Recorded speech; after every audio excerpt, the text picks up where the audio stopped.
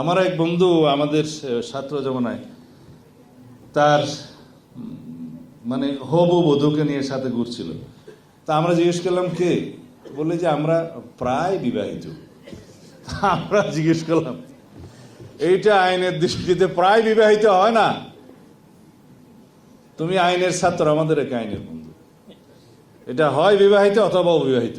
কিন্তু যখন এমন কোন সিচুয়েশন হয়ে গেল যে প্রধানমন্ত্রী নিজেই পালিয়ে গেল এবং জনগণের অভিপ্রায় ছিল প্রধানমন্ত্রীকে অপসারণ করা হোক, তিনি নিজেই পালিয়ে গেলেন, অ্যাবসেন্ট হয়ে গেলেন, ভিন দেশে চলে গেলেন। তা এখন কি ভালো হতো যে দিল্লি থেকে দস্তখত নিয়ে এসে শেখ হাসিনা তারপরে প্রেসিডেন্ট পাঠায় সুপ্রিম কোর্টে, যে সাকসেসর পার্লামেন্টের ক্ষমতা খর্ব করা হয়েছিল আর্টিকেল 7A and B এর মধ্য দিয়ে। This has been declared unconstitutional by the verdict, 15th Amendment ভার্ডিক্টে। এখানে বলা হয়েছিল যে তার এই জাজমেন্টটা সম্ভবত 137 পৃষ্ঠার মতো।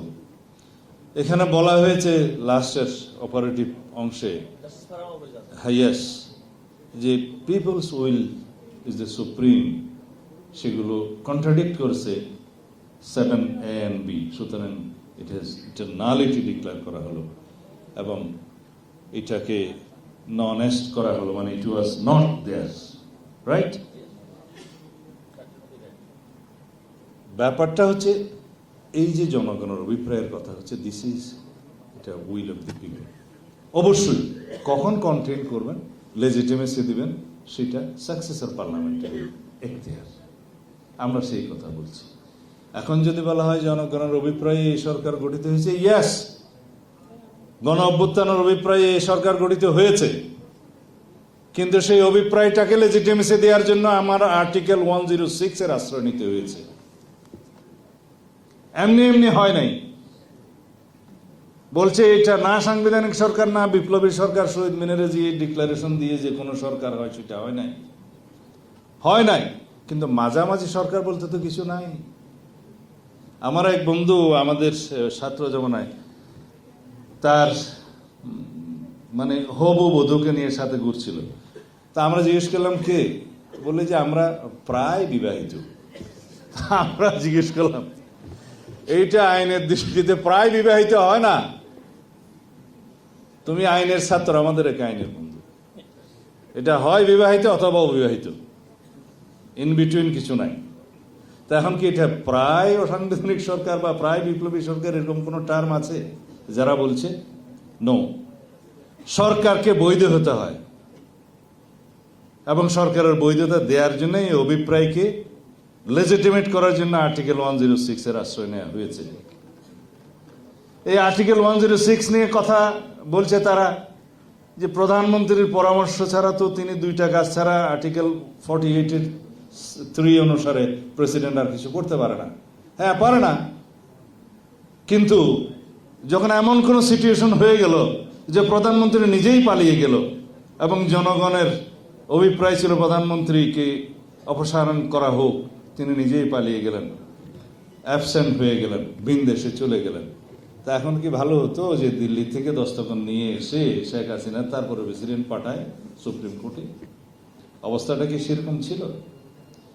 এটাকেই বলা হয় যে এটার ব্যবহার করে আমাদের ইনজাস্টিস খায়রুল হক, আমি চিফ জাস্টিস বলতে চাই না, যে জাজমেন্টটা দিয়েছিলেন 15th অ্যামেন্ডমেন্টের শর্ট ভার্ডিক্ট, এখানে তিনি 3টা ডক্ট্রিনের কথা একেবারেই উল্লেখ করেছেন। প্রথমটা ছিল যে ডক্ট্রিন অফ নেসেসিটি, যে which is otherwise unlawful, necessity makes it lawful, বলছে এটা। দ্বিতীয়টা বলছে যে safety of the people is the supreme law and safety of the country is the supreme law. এগুলার রোমান টার্ম আছে, এগুলা আমি বলতে চাই না। 3টা ডক্ট্রিনই একই সাথে এটার ওনার এই যে 10-12 লাইনের যে জাজমেন্ট শর্ট ভার্ডিক্ট, যেটা উনি পরে ভাইলেট করেছেন নিজে, এখানে উল্লেখ ছিল। তো যে বিষয়টা সুপ্রিম কোর্ট আমলে নেয়, যে বিষয়টা সবসময় সুপ্রিম কোর্টের অরিজিনাল সিভিল জুরিসডিকশন, সেই বিষয়টা হচ্ছে যে supreme court is the guardian বিশেষ করে হাইকোর্টের কথা বলা হয়েছে, সুপ্রিম কোর্ট তো appellate division is a guardian of the constitution and only interpreting authority of the country for the constitution and other enactments passed by the parliament. সেই ইখতিয়ারটা apply করেছে সুপ্রিম কোর্টের অ্যাপিলেট ডিভিশন। কেউ তো তখন question তোলে নাই, বিকজ সুপ্রিম কোর্টের আপিল বিভাগ, চিফ জাস্টিস এটা এন্টারটেইন করবেন কিনা সেই ইন্টারপ্রিটেশন দেয়ার মালিক অথবা কোয়েশ্চেন তোলার মালিকও ছিলেন, তিনি তোলেন নাই, বলেছেন উপযুক্ত শুনানির মাধ্যমে করবেন। কাকে উপযুক্ত শুনানি মনে করেছেন? অ্যাটর্নি জেনারেলকে তো উনি শুনেছেন। বাকিরা নাকি উপস্থিত ছিল, শুনানি হয়নি, আমি জানি না উপস্থিত ছিল কিনা, বাট উপস্থিত থাকলেও চিফ জাস্টিস যদি উপযুক্ত মনে করতেন তাহলে ডাকতেন। উপযুক্ত মনে করেননি, ডাকেননি।